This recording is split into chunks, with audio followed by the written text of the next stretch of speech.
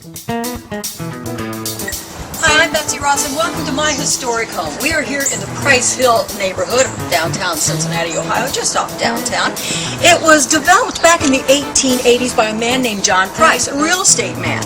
He wanted to encourage people to move here from downtown. One way he did that, he built an incline. You can see the remnants of it right up at the end of the street. In fact, in its heyday, Cincinnati had 5 inclines working.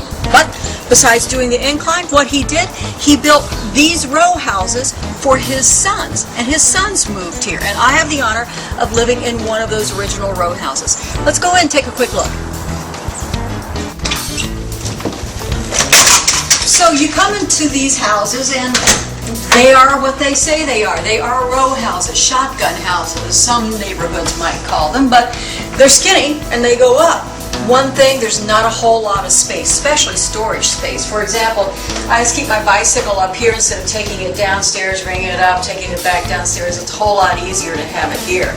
And here is the kitchen. Now don't blink, because this is the kitchen.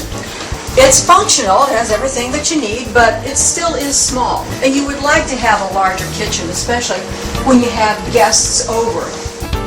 And you would like your guests to enjoy it, especially when you can show them views like this. That's the one great thing about the Price Hill neighborhood. You have terrific views of downtown Cincinnati and the Ohio River. Now, these houses, all these row houses, were redeveloped back in the late 70s and early 80s, and so they all now have these decks that overlook the city.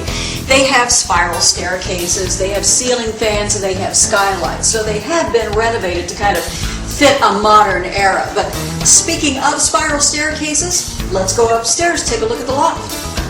Now this room has been a couple, 3 different things over the last few years. I think the people before me, they used it as an artist loft. I've had my bedroom up here before. Right now it's more of a lounge area, got some comfy chairs. I have my treadmill up here as well and the big screen, so I'm not too bored when I'm on the treadmill. And this is the only really dedicated bedroom that there is here, besides those 2 cats that are there on the spiral staircase. But in fact, this is the only room in the house that has its own door.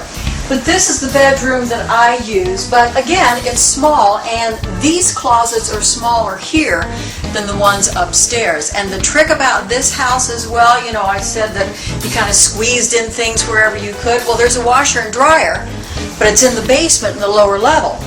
Again, the trick is you have to go outside to go into the basement. And you know, when the weather's not so good, that's just another excuse for me not to do the laundry.